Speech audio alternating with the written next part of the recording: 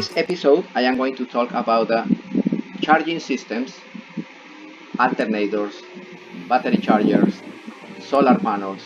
Those are charging systems. All of them are used to keep the charge on the batteries. Yes, you can keep the charge of your batteries fully charged with solar panels. The solar panels produce DC current. The positive and the negative goes into the a.c.r, and after the a.c.r into the batteries. How the alternator produce electricity? The alternator produce electricity basically because the magnets, because electromagnets, and this is the principle to produce electricity. Yes, my friends, inside of the alternator in the first step produce AC current, and after that AC current is rectified into DC. How? With an element called the rectifier or the bridge of diodes. When the alternator is spinning, the slip rings are in permanent contact with the pieces of carbon or brushes, like the brushes that you have on the screen right now. Those brushes are connected in permanent contact with the slip rings, and those brushes, one brush is connected to the negative side of the battery, and the other brush is connected with the positive source of power, normally from the ignition switch.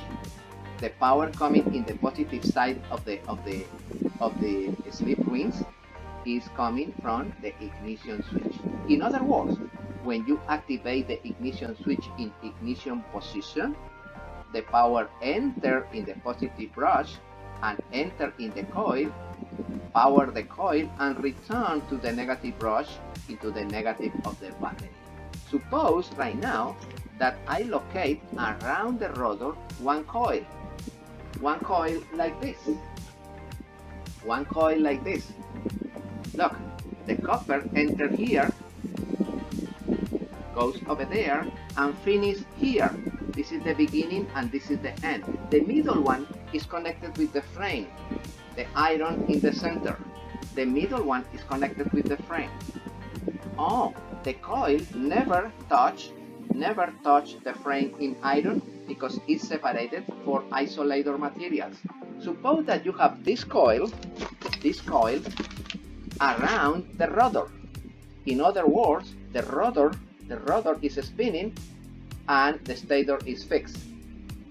What happened when the rotor is spinning at high speed? This electricity produces for the rotor spinning in front of the coil, or your hand in front of the coil, is AC current.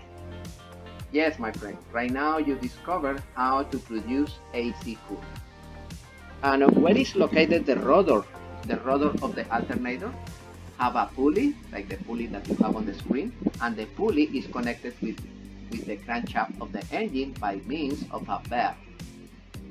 The pulley of the alternator is connected with the pulley of the crankshaft with a valve. Yeah, when you accelerate the engine more or less, you produce more or higher or lower voltage. Okay, this is the voltage produced here. Oh, but the high or low voltage depends on the acceleration of the engine. How can I stabilize that voltage in order to keep a constant voltage?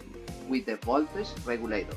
For that reason, those ends, positive, hot, neutral, and ground in the middle, are connected to the voltage regulator.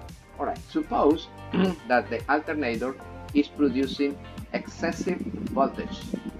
Normally, the output of the alternator in typical condition should be in between 13.7 volts and 14.1 volts DC for a 12 volts alternator.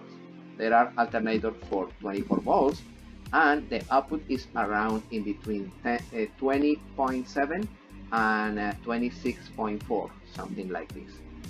Alright, but in 12 volts, the output should be in between 13.6 and 14.1, 14.2 volts DC.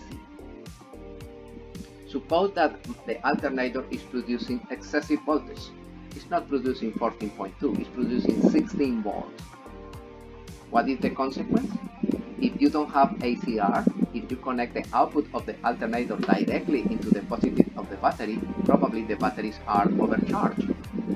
What is the symptom when the battery is overcharged? The battery is too hot and the electrolyte is evaporated, and you need to recover frequently the level of the electrolyte in the battery. This is the consequence when the alternator is producing excessive charge.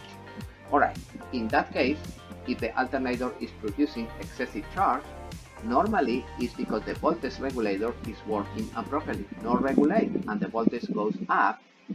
This is a typical consequence of a bad voltage regulator.